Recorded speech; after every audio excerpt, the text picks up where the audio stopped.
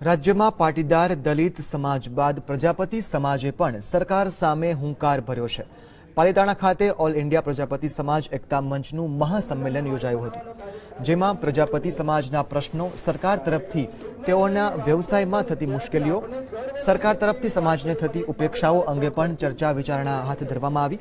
ખાસ કરીને ઈંટોના વ્યવસાય સાથે સંકળાયેલા લોકોએ સરકારના અધિકારીઓ ખોટી રીતે હેરાનગતિ કરતા હોવા પર ખાસ ચિંતન કર્યું હતું।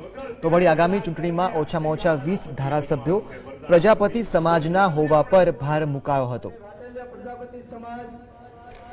આવનાર વિધાનસભાની ચૂંટણીમાં પ્રજાપતિ સમાજના 20 એમએલએ જ્યારે બનવાના છે, ત્યારે સૌરાષ્ટ્રમાંથી પણ 3 થી 4 એમએલએ હોવા જોઈએ।